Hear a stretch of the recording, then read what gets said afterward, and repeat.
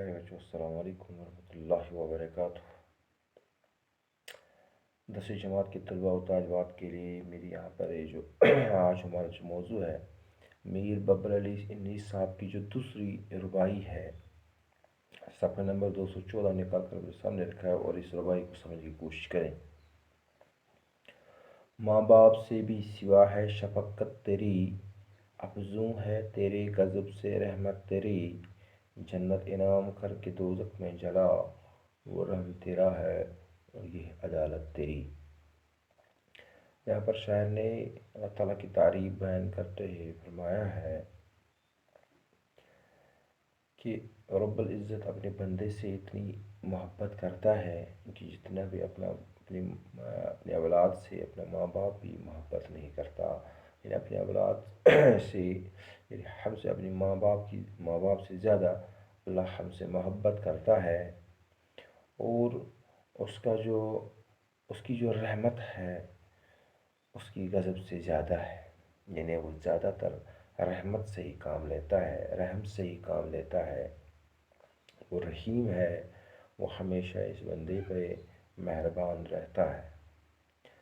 जन्नत इनाम करके दोज़ख में जला, ऐ मेरे अल्लाह अगर आप जन्नत इनाम करोगे या आप दोज़ख में जलाओगे, वो रहम तेरा है, ये अदालत तेरी। अगर आप इनाम नाजिल करोगे, हमें जन्नत में डालोगे, वो तेरा रहम होगा, वो तेरा करम होगा।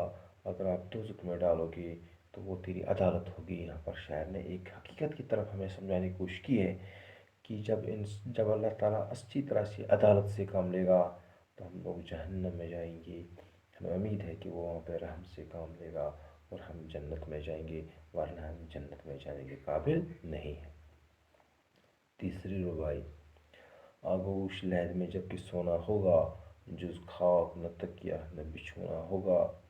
तन्हाई में आह कौन होएगा अन्नीस, हम होंगे और कब्र का कोना होगा।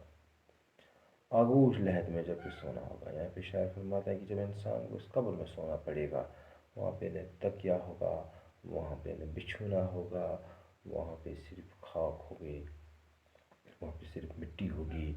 वहाँ पे तन्हाई में आह कौन होएगा अन्नीस, एक तरफ यहाँ पर उसने अपना ये जो तखल्लुस से भी इस्तेमाल किया है, तो दूसरी तरफ उसने ये समझाने की कोशिश अन्नीस हो गया दोस्त हमदम, यानी आह कौन होगा अन्नीस, यानी वहाँ पर आपका हमदम कौन होगा, वहाँ पर आपका दोस्त कौन होगा। वहाँ पर शायद कहते हैं कि वहाँ पर कोई नहीं होगा, वहाँ पर मैं हूँगा और मेरे साथ कब्र का कोना होगा। यानी वहाँ पर सिर्फ आप शायद फरमा दें कि वहाँ पर जो इंसान इस कब्र में डाला जाएगा वो होगा और उसके साथ उसके कब्र का कोना होगा और कोई नहीं हो सकता।